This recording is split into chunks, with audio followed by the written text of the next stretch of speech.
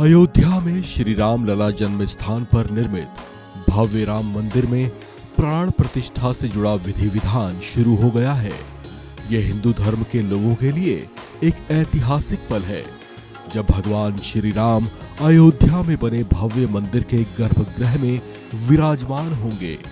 लेकिन आपके मन में ये प्रश्न जरूर घूम रहा होगा कि आखिर ये प्राण प्रतिष्ठा होती क्या है और क्यों किसी नवनिर्मित मंदिर के गर्भगृह में मूर्ति स्थापित करने के लिए एक लंबी चौड़ी विधि निभाई जाती है। ये समझने से पहले आप ये समझिए कि मंदिर में हमेशा मूर्ति की प्राण प्रतिष्ठा की जाती है, जबकि किसी इंसान की प्रतिमा स्थापित करने का विधान है। हालांकि मूर्ति और प्रतिमा दोनों ही पत्थर से या धातु से बने हो सकते हैं, लेकिन देवता के बुत को मूर्ति कहा जाता है, जबकि किसी इंसान के बुत को प्रतिमा कहा जाता है। मूर्ति शब्द दरअसल संस्कृत के मूर्त शब्द से निकला है, जिसका अर्थ होता है सजीव या जीवित। इसलिए हम देवता के बुत को मूर्ति कहते हैं, क्योंकि हम उसे जीवंत या सजीव मानते हैं। इसी वजह से मंदिर में लगाए जाने वाले देवता के बुत को धार्मिक विधि विधान से जीवंत या मूर्त किया जाता है। इसी प्रक्रिया को प्राण प्रतिष्ठा कहते हैं। जबकि किसी अन्य जगह लगाए जाने वाले किसी व्यक्ति के बुत की प्राण प्रतिष्ठा नहीं की जाती, बल्कि उसकी प्रतिमा स्थापित की जाती है।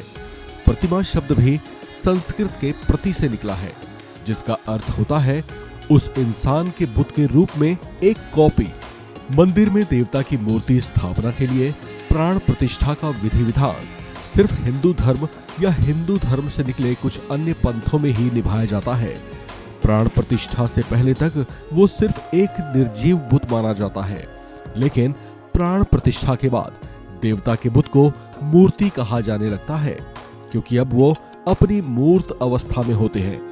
हिंदू धर्म की परंपराओं के तहत प्राण प्रतिष्ठा का आयोजन किसी उत्सव जैसा होता है। देवता की प्रतिमा को पहली बार मंदिर तक लाने पर उसका खूब सत्कार और गरिमामय ढंग से अभिनंदन किया जाता है। इनकी अगवानी खुद मुख्य पुरोहित या मुख्य पुजारी करते हैं। देवता के बुत को पवित्र करने के लिए चंदन और हल्दी जैसी सुगंधित चीजों का लेप लगाकर उन्हें दूध से स्नान करवाया जाता है। ऐसा करने के बाद ही वो प्राण प्रतिष्ठा के लिए तैयार होते हैं।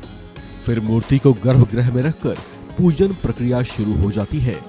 इसी दौरान कपड़े पहनाकर देवता की मूर्ति यथास्थान पुजारी द्वारा स्थापित की जाती है। मूर्ति का मुख हमेशा पूर्व दिशा की ओर रखा जाता है। सही स्थान पर इसे स्थापित करने के बाद देवता को आमंत्रित करने का काम भजनों, मंत्रों और पूजा रीतियों से किया जाता है। सबसे पहले मूर्ति की आंख खोली जाती है। ये प्रक्रिया पूरी होने के बाद फिर मंदिर में उस देवता की मूर्ति की पूजा अर्चना होती है। इस अनुष्ठान को हिंदू मंदिर में जीवन का संचार करने के साथ उसमें दिव्यता और आध्यात्मिकता की दिव्य उपस्थिति लाने वाला माना जाता है। प्राण प्रतिष्ठा का विधि विधान पूरा होने पर ही उस मूर्ति में श्रद्धालु दिव्यता की अलौकिक अनुभूति कर पाते हैं। इस खबर में फिलहाल इतना ही। बाकी अपडेट्स के लिए आप बने रहिए वन इंडिया हिंदी के साथ।